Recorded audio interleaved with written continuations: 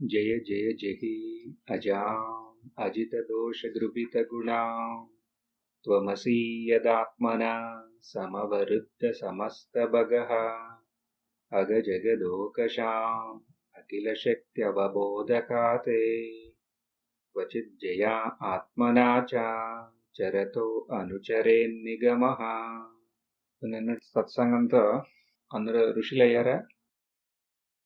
Yes or no? అవునా? Yes అంటే ఈ క్లాస్ మీకోసం కాదు, నో లేకపోతే కన్ఫ్యూజ్డ్ అనుకోండి, అప్పుడు ఈ క్లాస్. ఎందుకని?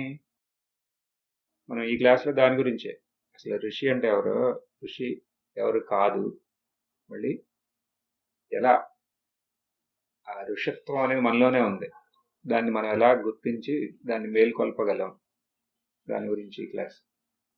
మనకి 26th 26వ శ్లోకం మనకు సహాయం చేస్తుంది. సదివ మనస్త్రివృత్వయి విభాత్య సదా అమనుజా సదభిమృశంతి అశేషమిదం ఆత్మతయా ఆత్మవిదః నహి వికృతిం త్యజంతి కనకస్య తదాత్మతయా స్వకృతం అనుప్రవిష్టం ఇదం ఆత్మతయా వసితం. మొదట లైన్లోనే శ్లోకం ఎవరు ఋషి కాదు అంటే, ఎవరు జ్ఞాని కాదు అంటే, ఎవరు అజ్ఞాని అనేది స్పష్టం చేస్తాను. మనలో తెలుసుకోవాలి కదా, మనలో మనమే, మనలో అజ్ఞానం అంటే ఏంటి, అజ్ఞానాన్ని తో మనం ఒకటైతే మనం అజ్ఞాని. జ్ఞానం అంటే ఏంటి, అది ఉన్న విషయం కూడా కాదు, ఎంత తుచ్చమైంది అజ్ఞానం. అంటే అజ్ఞానం అంటే ఏంటి, జ్ఞానం లేకపోవటమే అజ్ఞానం, అది ఒక వస్తువు కూడా కాదు. చీకటి అంటే ఏంటి, వెలుతురు లేకపోవటమే కదా, దానికి ఒక వస్తుత్వం లేదు. అది ఈ వెలుతురు యొక్క అభావమే అంధకారం. అలాగే జ్ఞానం అంటే అదొక వస్తువు కాదు, తెలుసుకోలేకపోతే దాన్ని మనం అజ్ఞానం అంటున్నాం. అలాంటి అవస్థలో ఉన్నప్పుడు అజ్ఞాని. శ్లోకం ఏమంటున్నారు? సదేవ మనస్త్రివృత్వయి విభాతి అసదా అమనుజా. ఈ మనస్సు ద్వారానే కదా మనం అన్ని తెలుసుకునేది, విశ్లేషించేది. ఏం తెలుసుకుంటుందో అది సత్యం అనుకుంటుంది మనసు. మనసు ఏం తెలుసుకుంటుంది? మనసు వృత్తి రూపంలో మనసు ఉంటుంది. మరి ఇదేంటి, ఏం తెలుసుకుంటుంది? ఇది వృత్తులంటే త్రిగుణాత్మకం. త్రిగుణాత్మకం అంటే సత్వ రజో తమో, ఏగా వృత్తులు. వీటి ద్వారా ఈ ప్రపంచాన్ని తెలుసుకుంటాను. ప్రపంచం ఏంటి? త్రిగుణాత్మకమైన ప్రకృతి. ఎలా తెలుసుకుంటుంది? ఇంద్రియాల ద్వారా. ఇంద్రియాల ద్వారా ఈ ప్రపంచాన్ని తెలుసుకుంటాన్ని, దాని మీద విశ్లేషించి మనసు ఇది ఇది ఇది ఇది కాదు అని అంటుంది. కానీ ఇదన్నిటినీ సత్యమే అనుకుంటుంది. ఎంత సత్యం అంటుంది మనసు. ఒక చిన్న బాబు పుట్టాడు అనుకోండి, ఫస్ట్ అసలు ఏంటి అర్థం కాదు, అయమయంగా ఉంటాడు. తర్వాత ఇదంతా సత్యం, సత్యమేగా ఇదంతా అనుకుంటాడు. ఏది సత్యం? మన శరీరం సత్యం. మరి ఈ శరీరంతో మనం అనుభవించే ఈ ప్రపంచం అంతా సత్యం. అంటే మేము ఏం అనుభవించినా అది సత్యం అనుకుంటామా లేదా? కానీ అది నిజంగా సత్యమా అని ఒక క్వశ్చన్ అనమాట. నిజంగా సత్యమా అని క్వశ్చన్ ఎవరికి వస్తుంది?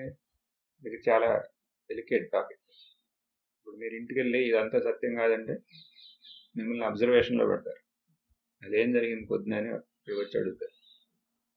ఎందుకని? ఇదంతా సత్యమే అనే భావనలోనే మనం వెళ్తున్నాం. ఎందుకంటే ఇక్కడ సత్యం అంటే ఏంటి, అసత్యం అంటే ఏంటి, అది మనం స్పష్టంగా తెలుసుకోవాలి. ఏంటి సత్యం అంటే ఏంటి? ఇదంతా నిజంగా సత్యమా? కాదు. ఎందుకు కాదు? మారిపోతుంది. ఇదంతా మారిపోతుంది. సత్యం అంటే ఏంటి? అది మార్పు చెందదు. మార్పు చెందందే సత్యం. ఇది మనకు తెలిసిందే కదా. మన శరీరం, ఈ ప్రపంచం మార్పు చెందుతున్నాయా, చెందట్లేదా? మార్పు చెందుతున్నాయి కదా. Continuously they are subject to change. మరి అవి సత్యం ఎలా అవుతాయి అంటే, నాకు కావాల్సింది సత్యం అవుతాయా? సత్యం అనే డెఫినేషన్కే అది సెట్ అవట్లేదు. అది సత్యం కాదు. మరి సత్యం ఏంటి? అది పక్కన పెడదాం. వీటిని సత్యం కాని దాన్ని సత్యం అనుకున్నాం అనుకోండి, అదే కదా అజ్ఞత అంటే. ఇది సత్యం కాని దాన్ని సత్యం అనుకుంటే వాళ్ళు అజ్ఞాని. అజ్ఞాని అంటే ఋషి కాదు కదా, ఋషి అంటే జ్ఞాని. అజ్ఞాని అంటే సత్యాన్ని హీస్ మిస్సింగ్ ద రియాలిటీ, సత్యాన్ని తెలుసుకోలేకపోతున్నాడు. అప్పుడు ఏది అనుభవంలో ఉందో అదే సత్యం అనుకుంటున్నాడు. ఇప్పుడు ఓకే ఇదంతా మారుతుంది, అవును, అయినా ఇది కాకుండా మనకు రెండోది తెలియకపోతే ఇక మళ్ళీ మనం ఎందుకు దాని గురించి ఎక్కువ ఆలోచించడం, ఇదే సత్యం అనుకుంటాం. మరి సత్యం తెలుసుకుంటాం అంటే సత్యాన్ని తెలుసుకున్నవాడు జ్ఞాని, ఆయనే ఋషి. వాళ్ళ అనుభవం ఎలా ఉంటుంది? ఇదే శ్లోకంలో 2వ లైన్లో జ్ఞాని యొక్క అనుభవం ఏంటి? వాళ్ళ అనుభవం సద్ అభిమృశంతి అశేషమిదం. వాళ్ళకి మొత్తం అంతా సత్యమే. ఇదేంటి జ్ఞాని అంటే అంత అసత్యాన్ని సత్యం అనుకుంటున్నారు. ఇదే ప్రపంచాన్ని చూసి సత్యం ఇది సత్యం అనుకుంటున్నారు, అజ్ఞాని అంటాం. మళ్ళీ ఇక్కడ జ్ఞాని ఎవరు అంటే ఇదంతటినీ సత్యమే అనుకుంటారు. ఇది ఎక్కడ కూడా నేను చూస్తే రెండు ఒకే రకంగా ఉన్నాయేంటి?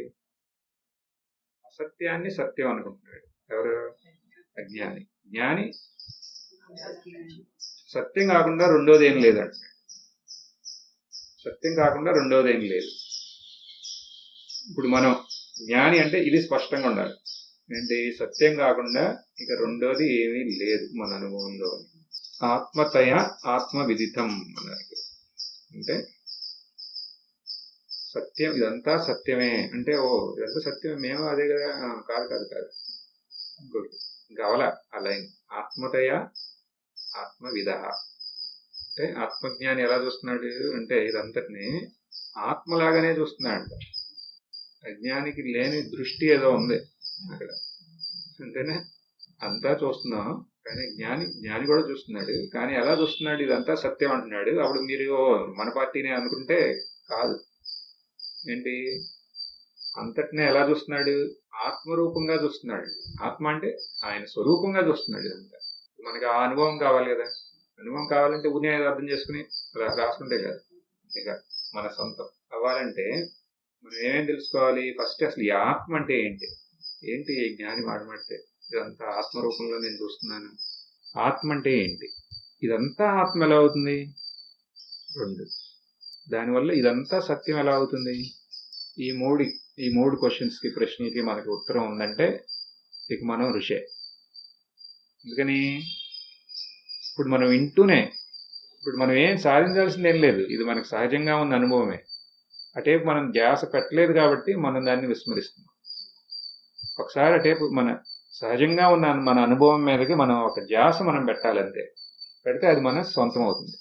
ఒకదాని తర్వాత ఒకటి చూద్దాం. ఆత్మ అంటే ఏంటి అసలు? ఇదంతా సత్యమే.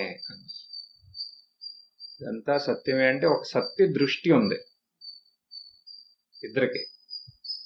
కానీ ఒకళ్ళకి సత్య దృష్టి ఎక్కడి నుంచి ఉంది? శరీరం నుంచి ఉంది. ఇంకొకళ్ళకి ఎక్కడి నుంచి ఉంది? స్వరూపం నుంచి ఉంది. అంటే ఒకళ్ళకి శరీర అనుభవమే ఉంది, మరి శరీరం నుంచి ఈ ప్రపంచాన్ని అనుభవిస్తున్నారు. ఇంకొకళ్ళకి స్వరూప అనుభవం ఉంది. ఈ రెండు తేడా. శరీర అనుభవంలో ఇదంతా సత్యం అంటే ఫెయిల్.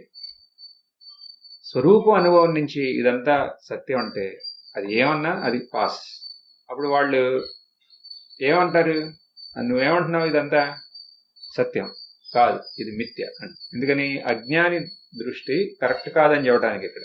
ఓకే ఇదంతా మిథ్య, మరి పొద్దున్నే టీ కావాలా అని అడుగుతారు మామూలుగా అద్వైతుల్ని. ఇలాగే పొద్దున్నే 6 డజన్ ఇడ్లీలు కావాలా, మరి అదేంటి అంటే చెప్తాంగా, నువ్వేం చూస్తున్నావో అది మిథ్య, మరి నేనేం చూస్తున్నానో అది సత్యం. అదేంటంటే నువ్వు చూసేది ఎక్కడి నుంచి, ఏ దృష్టి నుంచి? శరీర దృష్టి నుంచి. శరీరం ఎలాంటి మారుతుంది అంటే అసత్యం. అది అసత్య దృష్టి నుంచి నువ్వు చూస్తున్నావు. నువ్వేం చేస్తున్నావు? నేను సత్య దృష్టి నుంచి చూస్తున్నావు. నేను శరీరం కాదని నాకు తెలుసు, నేనెవరో నాకు తెలుసు స్పష్టంగా. మరి అక్కడి నుంచి చూస్తే అంతా అది కాకుండా రెండోది లేదు. అంటే నేను స్వరూప దృష్టి నుంచి చూస్తున్నాను. స్వరూప అనుభవం నుంచి నేను మాట్లాడుతున్నాను. జ్ఞానం అంటున్నాడు. జ్ఞానం అంటే ఎవరు? జ్ఞాని అంటే తెలియని వేరే ప్లానెట్ నుంచి వచ్చి పడలా, మనలాగానే ఒకడు, కానీ కామన్ సెన్స్ ఉన్నాడు అంతే. మనం ఏమనుకుంటాం, అజ్ఞాని అంటే వాడు కామన్ సెన్స్ ఉంది, జ్ఞాని అంటే కొంచెం తేడా అనుకుంటాం. కాదు, అలా కాదు, ఆపోజిట్. జ్ఞాని అంటే వాడికి కామన్ సెన్స్ ఉంది అంతే. రెండో వాడికి అది ఇంకా ఇంకా జాగృతం అవ్వాల. అంతేనా? ఇప్పుడు పిల్లలు పెద్దాళ్ళు అవుతుంటే వాడు వీడేంటి, వాడు ఇంకా కొంచెం మూడవస్థలో ఉన్నాడు అంటారు కదా పిల్లల్ని. ఎందుకంటే వాడి సరిగ్గా తెలవట్లేదు ఇక్కడ, ఇంకా వాడు ఇంకా మూడవస్థలో ఉన్నాడు. ఒక రకంగా అదే ఈ అజ్ఞాని అంటే మూడవస్థలో ఉన్నాడు వాడు ఇంకా. మరి వాడు బాగానే పెరిగాడుగా, 25 ఏళ్ళు వచ్చినాయిగా. కొంతమందికి చాలు అంట, ఇంకా అనుభవం అవ్వాలి ప్రపంచంలో. అవుతూ అవుతూ మెల్లగా ఆ మూఢత్వం పోతుంది అంతే. మనం మరీ జ్ఞానిని ఎక్కడో పెట్టేయకూడదు. మనం అది చూసాంగా, ముందే చూసాం కదా. ముందు భగవంతుడు కూడా చెప్పాడు భగవద్గీతలో, ఇదంత కష్టమేం కాదు, ఇది అలా వస్తూనే ఉంది. కానీ దీనికి కావాల్సింది ఏంటంటే క్వాలిఫికేషన్, కామన్ సెన్స్ అంతే. ఇప్పుడు చూడండి, ఇక్కడ మారేది సత్యం కాదని, మారంది సత్యం. దీనికి కావాల్సింది ఏంటి, ఏం కావాలి దీనికి, ఇది అర్థం అవ్వాలంటే ఎన్నో ఒక ఇన్ని గుణాలు కానీ ఇది ఇలా ఇదేంటి సన్యాసి అవ్వాలి, అది తెలుసుకోవాలంటే అవసరం. వేరే భాషలో ఉన్న తెలుసుకోవాలా, అవసరం. కావాల్సింది ఏంటి దీనికి, కొంచెం కామన్ సెన్స్ అంతే. అందుకనే ఇప్పుడు ఆ కామన్ సెన్స్ ఎలా వస్తుందంటే, ఓకే ఈశ్వరుడు అనుగ్రహం వల్ల వస్తుంది అని. ఆత్మ అంటే ఏంటి అసలు, ఆత్మ అంటే నేను, అంతేనా? ఆత్మ, అవునా? ఆత్మ అంటే వేరే రకరకాలు ఉన్నాయి కదా, ఏదో ప్రయత్నం అలా కాదు. ఇక్కడ ఆత్మ అంటే చాలా సింపుల్, నేను అంతే. ఇప్పుడు ఇంగ్లీష్లో ఐ అనొచ్చు, మీ అనొచ్చు, అవునా? అది అహం అనొచ్చు, ఆత్మ అని కూడా అనొచ్చు. నేను. సో నేను ఎవరు, నేను నువ్వెవరో అన్నావు. నేను కనపడుతుందా, నేను నా పేరు ఇది అంటాం. ఇది అందరూ సహజంగా అందరూ చెప్పేదే. ఇది ఎవరెవరు పుట్టారో బై డిఫాల్ట్ అనమాట, దీనికి ఏం పెద్ద జ్ఞానం అవసరం లేదు. నా పేరు ఇది అంటారు. ఇదే నా ఆత్మ, ఇదే ఆత్మ, అది కాదు, అది నిజమైన నేను కాదు. శరీరం నేను, వాడు నేను గాడు అంట. నేను గాడు కాదు ఇక్కడ, నేను గారు కావాలి ఇక్కడ. ఎవరైనా నిజమైన ఆ నేను ఎవరు, ఎవరా నిజమైన నేను? ఏది సత్యమో అదే నిజమైన నేను.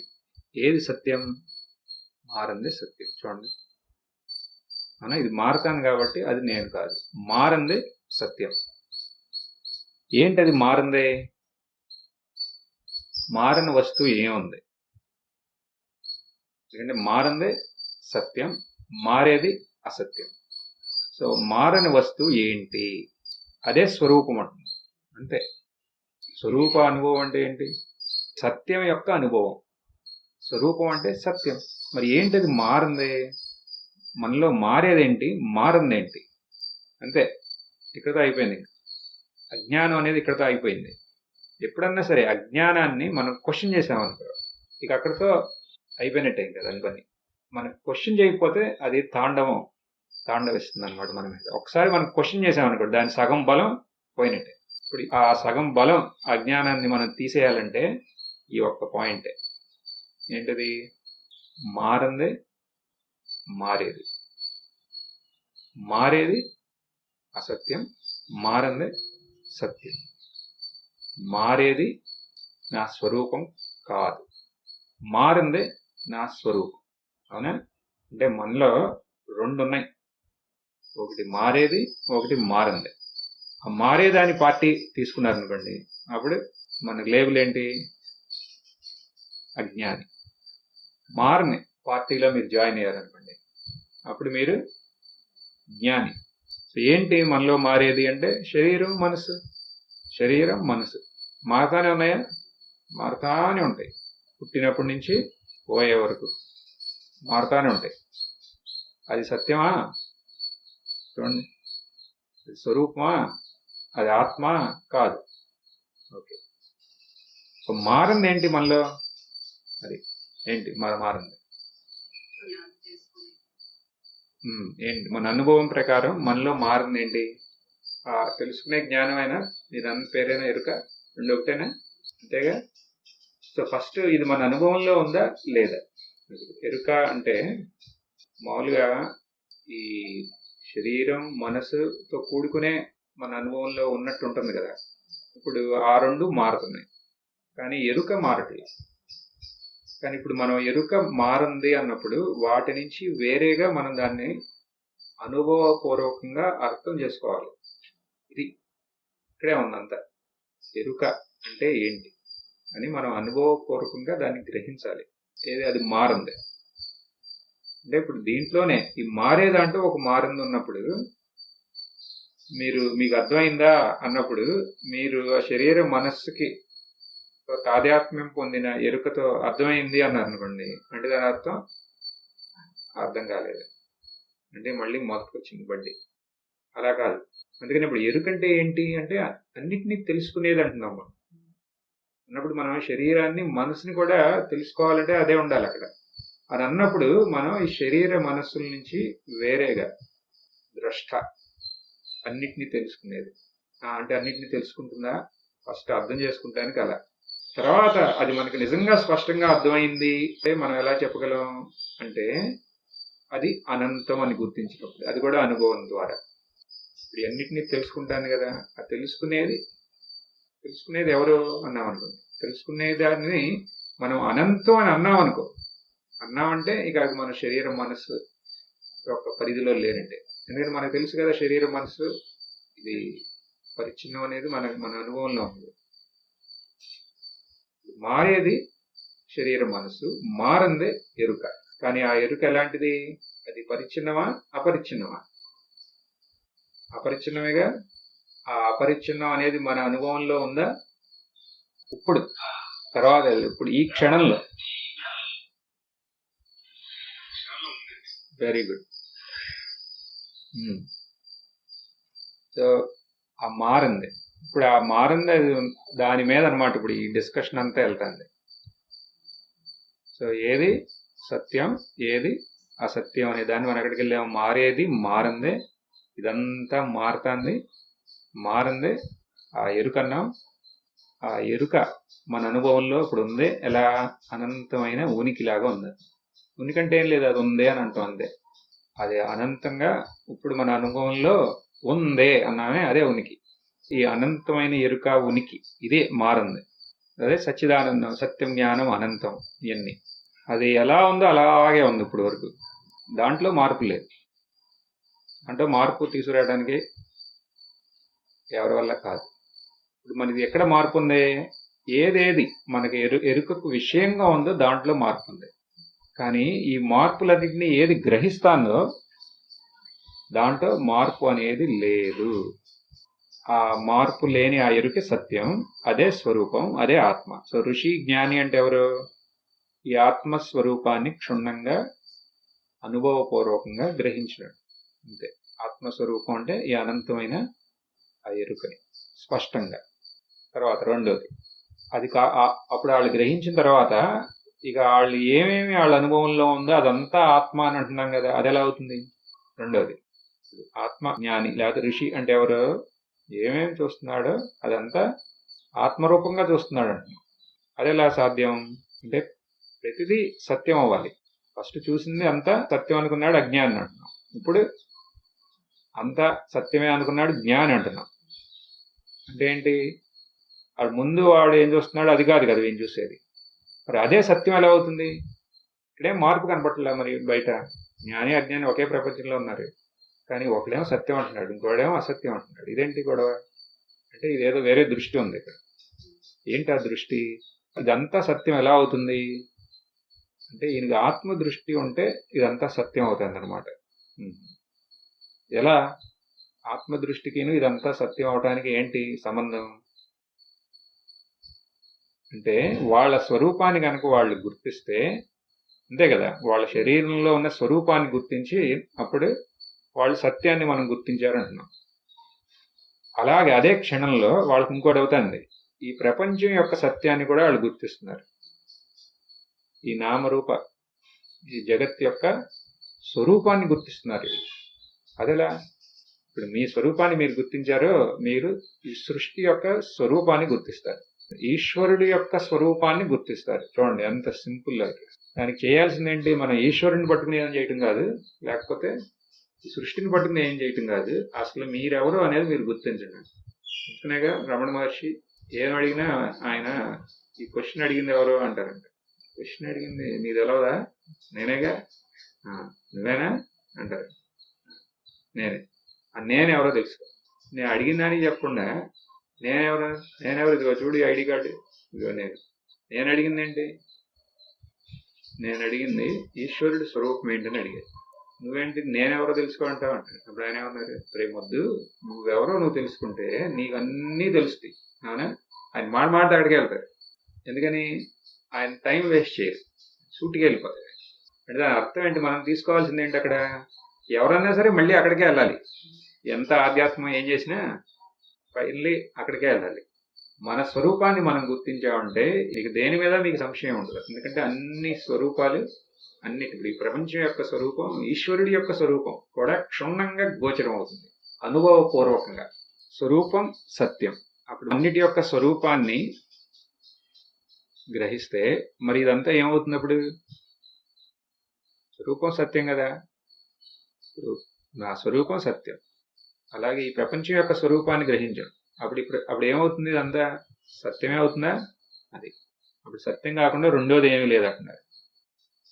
ఇప్పుడు వాళ్ళ స్వరూపం ఈ అనంతమైన ఎరుక ఉనికి అయితే, ఆ అనంతమైన ఎరుక ఉనికి దృష్టి నుంచి, ఇప్పుడు ఈ అనంతం ఎలా అయింది? ఎరుక ఎవరి దృష్టి నుంచి అయింది? ఎరుక అనంతం ఆ ఎరుక దృష్టి నుంచే కదా. అవునా? ఇప్పుడు ఆ ఎరుక నుంచి పక్కకు వచ్చామనుకోండి, అది మళ్ళీ అనంతం అనలేము. ఎరుకలాగా మనం ఉంటూ ఆ ఎరుకకి ఏమన్నా పరిచ్ఛిన్నత ఉందా అని అంటే పరిచ్ఛిన్నత లేదంటున్నాం. అప్పుడు ఆ ఎరుకని అనంతం అంటున్నాం. అవునా?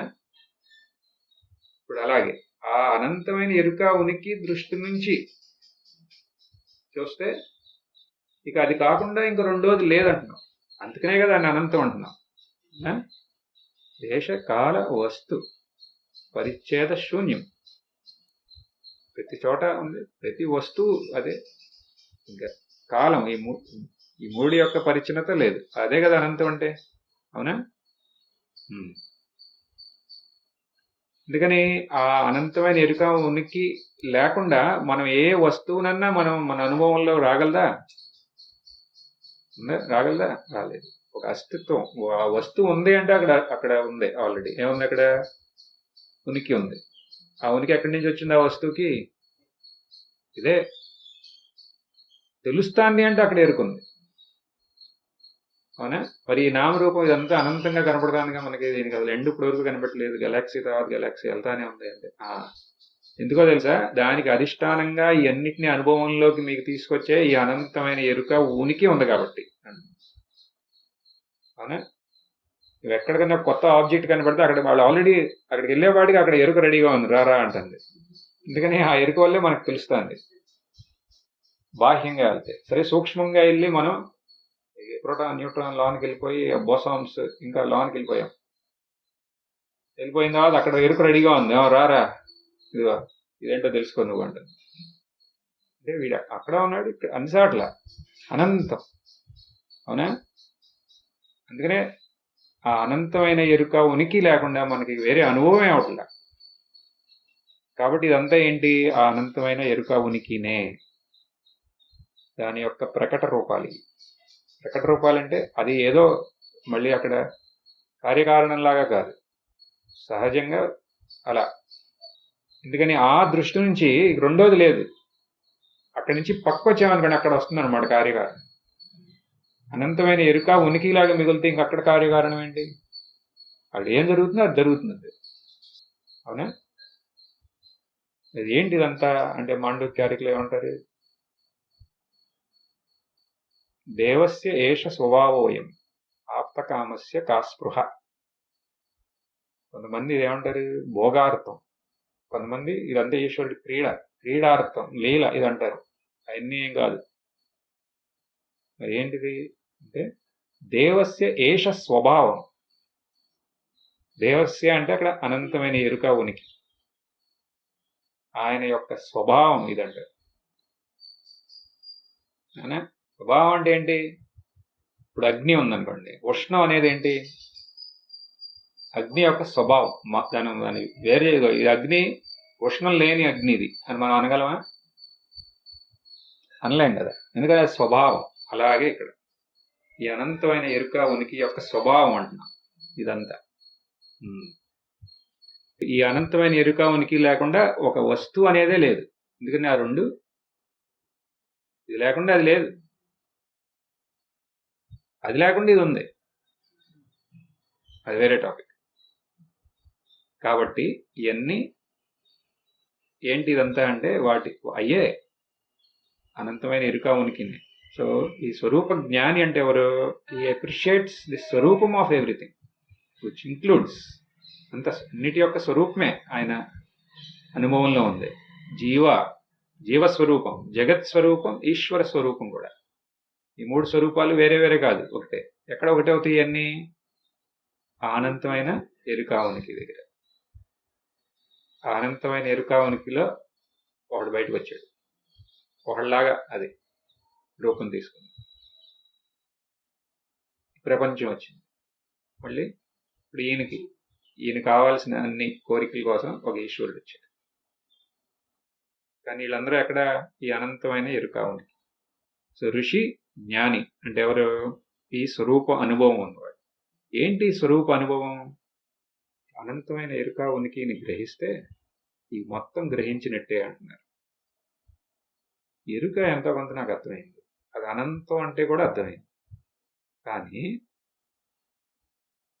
ఇక్కడి నుంచి ఇంటికెళ్తే ఇంటికాడ సంసారం ఉందా?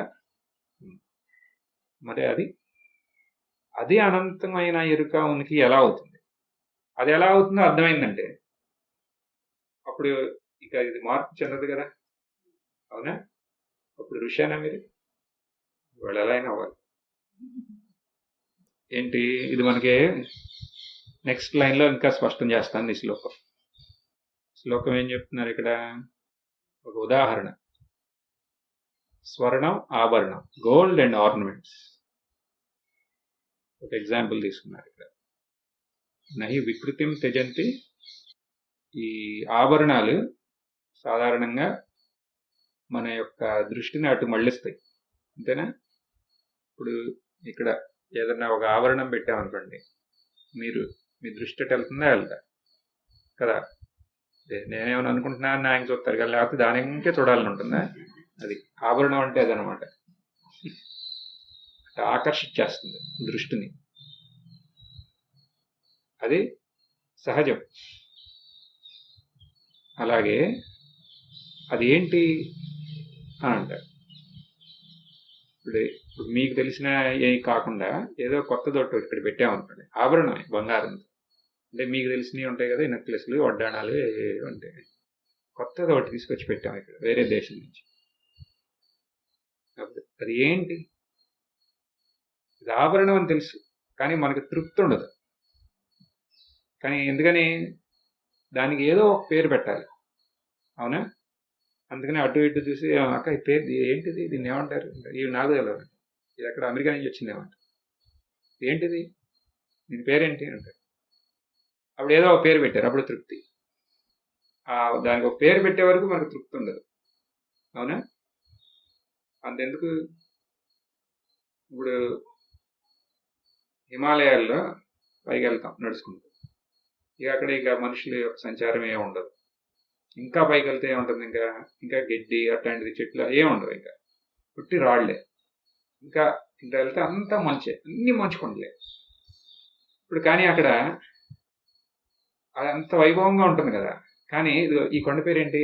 ఎందుకంటే అన్ని కొండలకి పేర్లు ఉంటాయి కదా, ఆ పేరు తెలిసే వరకు తృప్తి ఉండదు అక్కడ. అంటే పేరు, మనం ఈ కనపడే ప్రతి రూపానికి ఒక పేరు పెడతాం, తర్వాత మనం ఏమనుకుంటాం? ఆ పేరుతో అది సీమితం అనుకుంటాం, అంతే. దానికన్నా ఇంకా మించి ఇంకెక్కడికి వెళ్ళాం, అవునా? అలాగే ఇక్కడ ఈ మన ఆభరణం ఉంది, అది సత్యమా?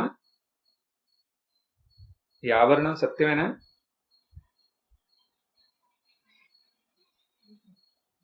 ఆభరణం సత్యమా? ఆభరణం మారుతుంది కదా. సరే మీరు రేపు వచ్చేపాటికి అది ఇంకొక షేప్లో పెట్టాం, ఇదేంటి అంటే అదే. అంతే కదా, మీరు కొట్టుకెళ్ళారు బంగారు కొట్టుకి, ఎవడో కొనలా, మళ్ళీ వెళ్తారు, మళ్ళీ వెళ్తే ఇదేదో బాగుంది అని కొనుక్కుంటారు, కానీ వాళ్ళు తెలియదు అదే అదే బంగారం ఇంకో రూపంలో వచ్చింది. ఇక్కడ మారింది ఏంటి? బంగారం. మారేది ఆభరణం. అవునా? ఇప్పుడు ఈ ఆభరణం యొక్క స్వరూపం ఏంటి? ఎందుకని? అది మారట్ల, అది సత్యం కాబట్టి. అది వాడు దాని యొక్క స్వరూపం. స్వరూపం, ఆభరణం యొక్క స్వరూపం బంగారం. అంటే స్వరూపం అంటే ఏంటి అసలు? స్వరూపం అంటే ఏంటంటే దాని యొక్క అభావంలో ఈ వస్తువు ఉండదు. స్వరూపం. బంగారం లేదనుకో, అక్కడ బంగారం లేకుండా నాకు ఆభరణం ఇవ్వు అని అంటే ఏమంటాడు? తీసుకెళ్ళండి బాబు నేను ఎక్కడికన్నా అంటారు. అవునా? ఎందుకని? అలా సాధ్యమే కాదు. స్వరూపం అంటే అదనమాట. ఫస్ట్ అర్థం చేసుకోవాలి స్వరూపం అంటే అసలు ఏంటి స్పష్టం అనడానికి ఇది మంచి ఉదాహరణ. ఈ బంగారం అనేది స్వరూపం. ఎందుకని? అది లేకుండా ఆ వస్తువు, ఆభరణం అనే వస్తువు లేదు. అది స్వరూపం. స్వరూపం అంటే essential, that is the most essential fundamental reality అంటామే అది. గోల్డ్ కాదు ఫండమెంటల్ రియాలిటీ. అక్కడ లోన గోల్డ్ మాలిక్యూల్స్ ఉన్నాయి, మాలిక్యూల్స్ లో యాటమ్స్ ఉన్నాయి, యాటమ్స్ లో ఇంకా ఉన్నాయి, సబ్-అటామిక్ పార్టికల్స్ ఉన్నాయి. అలా అయి రియల్. ఇక వాటిని కూడా వెనక్కి వెళ్తా ఎక్కడికి వెళ్తాం? ఫైనలీ ఎక్కడికి వెళ్తున్నాం అంటే they all are there in that existence and which is illumining that existence. అక్కడి వరకు వెళ్తాం. ఎన్నిటికీ ఒక ఎరుకు ఉంది. ఆ ఎరుకుని ఎలాంటి ఎరుకు? అది అనంతమైన ఉనికితో కూడుకున్న అనంతమైన ఎరుక. అది స్వరూపం. అంటే స్వరూపం అంటే ఏంటి? అది లేకుండా ఈ ప్రకటమైన రూపానికి స్థానమే లేదు. అలాగే ఇప్పుడు మనం దృష్టాంతాలు చూడాలంటే అలలు, జలం, అక్కడ కూడా అంతే కదా. అక్కడ స్వరూపం ఏంటి? నీరు. అలాగే నిన్న చూసాం మన్ను, బొమ్మలు, కుండలు, అక్కడ ఏంటి స్వరూపం? మట్టి. ఎందుకని? మట్టి లేకుండా అవి లేవు. అవునా? అవి లేకుండా మట్టి ఉంటుంది, కానీ మట్టి లేకుండా అవి లేవు. అంతెందుకు ఇప్పుడు ఈ ఫర్నిచర్, చెక్క స్వరూపం అనమాట ఇవన్నీ. బంగారం అంటే ఈ ఆభరణాల్లో బంగారం ఉంది కదా, బంగారం బంగారత్వంలోకి మేల్కొంది అనుకుందాం. అప్పుడు మీరు ఆ బంగారాన్ని చూడిది బాగుందా, ఈ వడ్డాణం అంటే ఈ బొంద, అది బంగారమేగా అంటుంది. కాదు ఇది బంగారం, మరి కాదంటే బంగారం కాదా, సరే బంగారం తీసేసి చూపించు దాన్ని నాకు అంటుంది. చూపించగలవా మనం? చూపించలేము. అందుకనే అక్కడ ఇంకా ఒకసారి ఆ దృష్టి మేల్కొంటే, బంగారం బంగారత్వంలోకి మేల్కొంది అనుకోండి, ఇంక బంగారం కాకుండా రెండోది ఉందా? లేదు. మరి అన్ని పేర్లు అన్ని బయట చెప్పేవాడు, కొనుక్కునేవాడు పెట్టిన పేర్లు, అంతేగాని నాకు అట్లాంటి ఏం లేవు, నేను ఒకటి బంగారమే అంటుంది. ఇది అర్థం చేసుకుంటే ఇప్పుడు ఆత్మజ్ఞాని అంటే ఎవరు? ఆత్మజ్ఞానికి ఈ ఆత్మ కాకుండా, స్వరూపం కాకుండా రెండోది లేదు. అంటే అక్కడ ఆత్మజ్ఞానం అంటే ఒక వ్యక్తి కాదు. ఆత్మజ్ఞానం అంటే ఎవరు? అక్కడ ఆ స్వరూపమే. ఇప్పుడు ఆ స్వరూపంలో ఒకసారి మేల్కొంటే ఆ స్వరూపానికి స్వరూపం కాకుండా రెండోది ఏమీ లేదు కదా. అది అందుకనే ఇదంతా స్వరూపంలాగానే, ఆ సత్యం కాకుండా ఇంకేమీ లేదు. కానీ వ్యవహారం కోసం మనం రకరకాల పేర్లు పెడతాం అంతే. కానీ సత్యంలో ఏ మార్పు లేదు, ఆ అనుభవంలో కూడా ఏ మార్పు లేదు. అర్థమైంది? అది ఈ వ్యవహారం. మనం ఇప్పుడు ఏమన్నా పేరు పెడితే దాని బలం ఎక్కడ ఉంటుంది? కేవలం మన వాక్ మీద బలం అంతే. అవునా? ఇప్పుడు మీ పేరు ఇది, మీ పేరు ఇది, మన వ్యవహారం కోసం పెట్టాం. కానీ సత్యంగా ఎవరెక్కడ ఉంది? స్వరూపమే. స్వరూపం కాకుండా రెండోది ఏమీ లేదు అంటున్నాం. ఇది ఈ అనుభవం మనకు సహజం అవ్వాలి. ఈ స్వరూప అనుభవం మనకి సహజంగా మనలో మిగలాలి. ఇది సహజంగా మనలో మిగలాలి అంటే మన అనుభవంలో ఉన్న కొన్ని సహజ అనుభవాలని మనం సహాయంగా తీసుకోవాలి. అటేపే ఈ శ్లోకం సూచనిస్తుంది. ఏంటిది? స్వకృతం అనుప్రవిష్టం ఇదం ఆత్మతయా వసితం. అంటే ఏంటి? ఒకే ఒక్క లైన్లో మనకి ఒక ప్రక్రియ ఇచ్చారు ఇక్కడ. ఆ ప్రక్రియను కనుక స్పష్టంగా అర్థం చేసుకుంటే ఈ ద్వైతం నుంచి మనం will be free of duality for ever. ద్వైతం నుంచి ముక్తిలో అవుతాం. సత్యంలో మనం నెలకొనవచ్చు. స్వరూప అనుభవంలో మనకి స్పష్టత లభిస్తుంది. స్వకృతం అనుప్రవిష్టం ఇదం ఆత్మతయా వసితం అంటే ఏంటి? దీని స్థూల అర్థం ఏంటంటే ఆయనే ఇదంతా సృష్టించి ఆయనే దాంట్లోకి ప్రవేశించాడు. కాబట్టి అది ఎవరైతే సృష్టించి ప్రవేశించారో వాళ్ళు కాకుండా ఇంకొక రెండోది లేదు. ఎవరు ఆయన? స్వకృతం. ఎవరు అసలు ఆయన అంటే ఇక్కడ స్వకృతం అంటే దానికి ఎన్నో రకాల ఈశ్వరుడిగా తీసుకోవచ్చు ఏ రకం. కానీ ఇప్పటి వరకు మనం చర్చించామే ఈ లైన్లో ముందుకెళ్ళాలంటే ఇక్కడ ఏమని తీసుకోవాలి? అక్కడ ఆ అనంతమైన ఎరుక ఉనికినే శాస్త్రీయంగా చూడాలంటే బృహదారణ్యకం జాంతయుగంకి వెళ్ళాలి. అక్కడ ఈ అనంతమైన ఎరుక ఉనికినే ఇదంతా ఇలా ప్రకటమయ్యి మళ్ళీ ఎలా ప్రకటమైంది? వేరేగా సృష్టించిందా కాదు, అదే ఇలా ప్రకటమైంది. అనుప్రవిష్టం ఇదం అది ఒక ఫిగరేటివ్ స్పీచ్ అన్నమాట. దాన్ని ఇప్పుడు మీకు ఎగ్జాంపుల్ గోల్డ్ అనేవాడికి మీ అందరూ కళ్ళలో వెలుగు వచ్చింది. అందుకని ఇప్పుడు దీన్ని ఆ స్వర్ణం అనే యొక్క దృష్టి నుంచి పెట్టామనుకోండి. ఈ ఆభరణాన్ని సృష్టించి ఆ ఆభరణంలోకి ప్రవేశించింది అన్నాం అనుకోండి. ఎవరు? బంగారం. బంగారం ఆభరణాన్ని సృష్టించి ఆభరణంలోకి ప్రవేశించింది అన్నట్టు అనమాట. ఇక్కడ మళ్ళీ ఒక అంశాలు కావాలి కదా అంటే కొన్ని ప్లేస్లు ఉంటాయి అదంతా ఇసుకుంటుంది. కానీ బాగా వర్షం పడి అక్కడ నీరు పారిందనుకోండి, అంతా మారిపోయి రకరకాల ఆకృతులు వస్తాయి అక్కడ. అప్పుడు నెక్స్ట్ డే ఊళ్ళో వాళ్ళు భక్తులు ఇట్లా వెళ్ళారనుకోండి, ఏమంటే అక్కడ మాలేసేసి చూడు వినాయకుడు వచ్చాడు వాళ్ళు మా ఊరికి అంటారు. ఆ వినాయకుడు ఎక్కడి నుంచి వచ్చాడు? ఆ ఇసుకే ఆ రూపంలోకి వెళ్ళి దాంట్లోకి ప్రవేశించింది అనమాట. ప్రవేశించగానే వేరే వాళ్ళకి అది వినాయకుడిలా కనపడ్డాడు. అవునా? ఇప్పుడు మనకి మన్ను అలా ఆ రూపం తీసుకోగానే మనం వినాయకుడు. కానీ అక్కడ ఏంటి ఉన్నది ఏంటి అంటే అదే, అది కాకుండా రెండోది లేదు. అలా అనమాట. సృష్టించింది అదే, దాంట్లో ప్రవేశించింది కూడా అదే. ఆత్మతయా వసితం అంటే ఇక అక్కడ స్వరూపం కాకుండా రెండోది ఏంటి? స్వరూపమే ఉంది, స్వరూపమే ఈ రకంగా ప్రత్యక్షమైంది, మళ్ళీ అక్కడ స్వరూపమే. కాబట్టి స్వరూపం కాకుండా రెండోది లేదు. ఇది ఇంకా స్పష్టంగా అర్థం అవ్వాలంటే మనం చూసాం కఠోపనిషత్తులో 3 అవస్థలనే తీసుకోవాలి. ఇలాంటి మంత్రం ఒకటి కఠోపనిషత్తులో కూడా వచ్చింది కదా. ఇక్కడ సుషుప్తి, స్వప్న, జాగ్రత్త. నేనేమంటున్నాను? సుషుప్తి, స్వప్న, జాగ్రత్త. మామూలుగా ఏమంటారు? అవునా? ఇక్కడ మనం మార్చాం. ఎందుకని మార్చామంటే మనకి ఇది అవసరం ఇలా. ఎందుకనంటే స్వకృతం అంటే ఏంటి? ఇప్పుడు ఇదంతా సృష్టించారు ఎవరన్నా అంటే ఈ సృష్టికి ముందు ఎవరు ఉండాలి? ఈ సృష్టి లేకుండా ఏదో ఒకటి ఉండాలి కదా. ఆయనే కదా ఇదంతటినీ సృష్టించింది అనాలి. ఆయన అసలు ఎవరు అంటే అది మనం అర్థం చేసుకోవాలి ఫస్ట్. ఇప్పుడు బంగారం ఆభరణం అంటే ఈ ఆభరణం నుంచి బంగారాన్ని వేరు చేసుకుంటే అప్పుడు ఎన్ని ఆభరణాలు ఉన్నా దాంట్లో బంగారం అనేది తెలుస్తుంది. అవునా? లేకపోతే ఇప్పుడు నేను ఇది బంగారం అంటే ఇది బంగారం ఏంటి? అది గాజులు అంటే కాదే బాబు అది బంగారం అన్నాను. బంగారం ఏంటి? అది గాజు అంటే.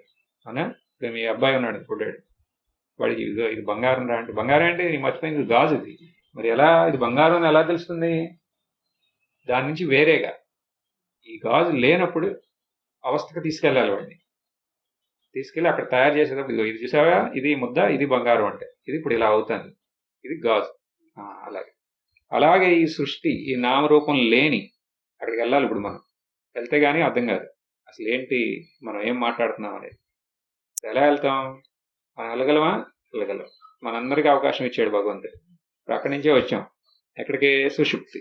అందుకనే సుషుప్తి మొదట పెట్టాం. సుషుప్తిలో ఏముంది అక్కడ అన్నాం అనుకోండి, మీకు ఏం తెలిసింది అక్కడ అన్నాం అనుకోండి. సుషుప్తి గురించి చెప్పండి అంటే ఏం చెప్తారు?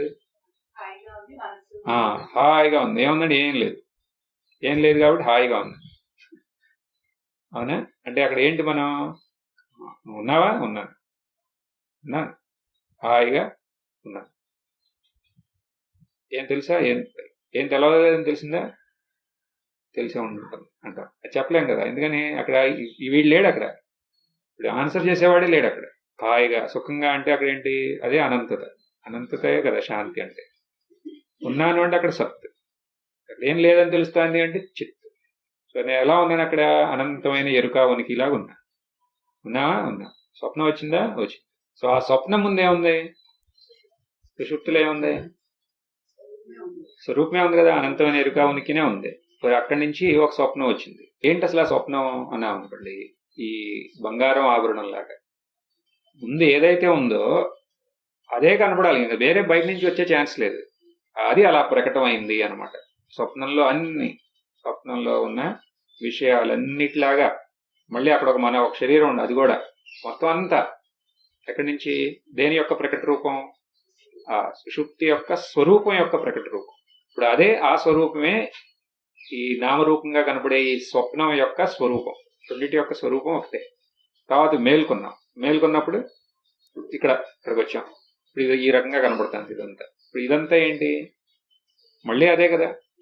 ఎలాగైతే స్వప్నంలో ఈ నామరూపంగా మనకి ప్రకటమైందో అదే రకంగా ఈ జాగ్రత్తలో ప్రకటం అవుతుంది. అదే శృతికి ఏమంటారు? స్వకృతం అనుప్రవిష్టం.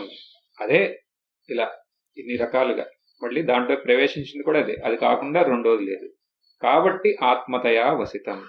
ఇదంతా ఆ అనంతమైన ఎరుక ఉనికినే. ఇది మనం స్పష్టంగా గ్రహించామనుకోండి, అదే స్వరూప అనుభవం. అంటే ఎవరి స్వరూపం ఇది?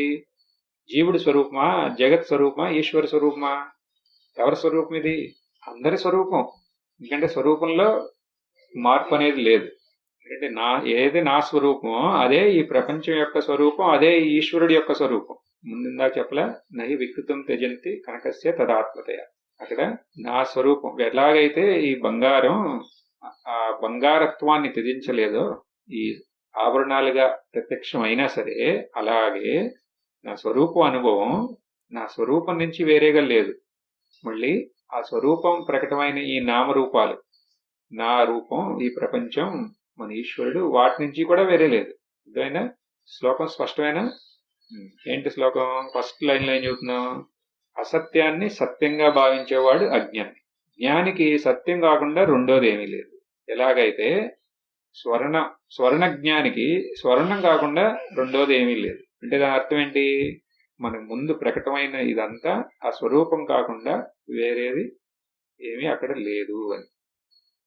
ఇది మనకి స్పష్టంగా అర్థమైంది అనుకోండి, అప్పుడు మనం ఋషి, జ్ఞాని, ఆత్మజ్ఞాని. ఈశ్వరుడు మన అలాగే సృష్టించాడు. ఎలా? మామూలుగా అంటారే మానవులు శ్రేష్టం అని. మామూలుగా శ్రేష్టం అంటే అక్కడ మానవుడు కాదు అసలు ఆయన సృష్టించింది కదా. అందుకని ఆయన అనుకున్నాడు మానవుడు అంటే ఆయన దృష్టిలో ఇంత సింపుల్ థింగ్, దీనికి కామన్ సెన్స్ పెట్టింది ఒక మానవుడికి అనుకున్నాం. అంటే ఆయన దృష్టిలో కామన్ సెన్స్ అంటే ఏంటి? ఈ సత్యం అంటే ఏంటి, మిథ్య, ఈ అసత్యం అంటే ఏంటి విశ్లేషించి సత్యాన్ని నేను అనుకుంటాడనే అనుకున్నారు ఆయన. కానీ ఇన్ని అభిలాషలు వేస్తారు. అంటే మనం అసలు అది మర్చిపోయి కనపడేదంతా సత్యం, కనపడేదంతా సత్యం అంటే నేను ఇక్కడ మనుషుల్ని సృష్టించానా జంతువుని సృష్టించానా అని డౌట్ వచ్చింది. అందుకనే ఆయన రావాల్సి వస్తుంది అప్పుడప్పుడు. బాబు నేను ఇందుకోసం కదా మిమ్మల్ని సృష్టించింది అంటే మన ఉద్దేశమే అది ఏంటి? ఈ సహజమైన సత్యాన్ని గ్రహించమని. మనం దాన్ని గ్రహించకపోతే ఆయన ప్లాన్ నే మనం తోసిపారేస్తున్నాం పక్కకి. ఎవరు? ఈశ్వరుడు. మీరు ఆర్ యు కన్విన్స్డ్? ఏం లేదు, ఏం లేదు. ఆ అర్థంలో స్పష్టత ఉంటే ఇప్పుడు అర్థమైంది, కానీ సంశయం ఉంది. ఇప్పుడు ఈ సంశయం పోయింది అనుకోండి, అప్పుడు స్పష్టంగా అర్థమైనట్టు. మామూలుగా ఏమంటాం? అజ్ఞానం, సంశయం, విపర్యయం, అంతే కదా. ఇప్పుడు అర్థమైంది అంటే అజ్ఞానం పోయింది అక్కడ. కానీ ఇప్పుడు ఇది సంశయం అంటాం. సంశయానికి ఏం చేయాలి? విరుగుడు, మననం. ఆ సంశయాలు కూడా ఇప్పుడు ఏం లేవు. ఏంటి మీ సంశయం అన్నాం అనుకోండి, ఏం కనపడలేదు. అయినా సరే నాకు సహజంగా నాకు ఎందుకో నేను శరీరమే అని అనిపిస్తుంది, అది విపర్యయం. దానికి ఏం చేయాలి?